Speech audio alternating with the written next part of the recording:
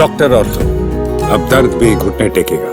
All India Majlis-e-Ittehadul मुस्लिमीन के अध्यक्ष असदुद्दीन ओवैसी ने एक बार फिर देश में अल्पसंख्यकों के अधिकारों और न्याय के मुद्दे को जोरदार तरीके से उठाया है। गुजरात के भुज में आयोजित एक जनसभा को संबोधित करते हुए ओवैसी ने कहा कि जब तक भारत में मुसलमानों को पूर्ण न्याय और समान अधिकार नहीं मिलते, तब तक देश का विश्व गुरु बनने का सपना अधूरा रहेगा। अपने संबोधन में ओवैसी ने स्थानीय निकाय चुनावों को ध्यान में रखते हुए समुदाय के भीतर राजनीतिक नेतृत्व को मजबूत करने की आवश्यकता पर जोर दिया। उन्होंने मतदाताओं से अपील की कि वे नगरपालिका और तालुका पंचायत चुनावों में AIMIM के उम्मीदवारों का समर्थन करें ताकि स्थानीय स्तर पर समुदाय की आवाज मजबूत हो सके। ओवैसी का कहना था कि राजनीतिक भागीदारी ही वो माध्यम है जिसके जरिए अधिकारों की रक्षा और न्याय सुनिश्चित किया जा सकता है। उन्होंने अपने भाषण में ये भी कहा कि भारत एक लोकतांत्रिक देश है और इसकी ताकत इसकी विविधता में निहित है, लेकिन यदि किसी समुदाय को न्याय से वंचित रखा जाता है तो ये लोकतंत्र की मूल भावना के खिलाफ है।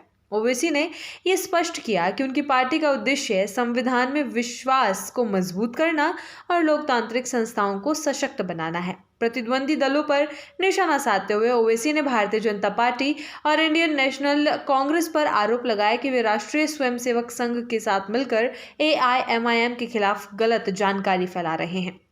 उन्होंने कहा कि एक सुनियोजित प्रयास है ताकि उनकी पार्टी की बढ़ती राजनीतिक ताकत को रोका जा सके। ओवैसी ने कहा कि AIMIM हमेशा संवैधानिक मूल्यों के साथ खड़ी रहती है और आगे भी रहेगी। उन्होंने ये भी आरोप लगाया कि कुछ राजनीतिक दल अल्पसंख्यकों के मुद्दों को नजरअंदाज करते हैं और केवल चुनावी लाभ के लिए उनका इस्तेमाल करते हैं। इसी बीच अहमदाबाद में एक रैली को संबोधित करते हुए ओवैसी ने यूनिफॉर्म सिविल कोड यानी कि UCC को लेकर भारतीय जनता पार्टी की कड़ी आलोचना की। उन्होंने आरोप लगाया कि UCC के माध्यम से मुस्लिम पर्सनल लॉ और शरीयत को समाप्त करने की कोशिश की जा रही है।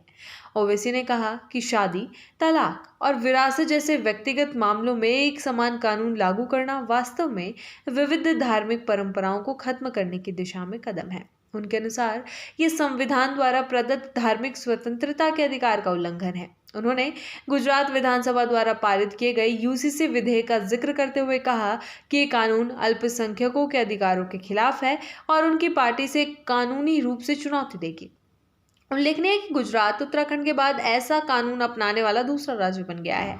ओवैसी ने मतदाताओं से अपील की कि वे मतदान से पहले सोच समझकर निर्णय लें और ऐसे उम्मीदवार को चुनें जो उनके अधिकारों की रक्षा कर सके।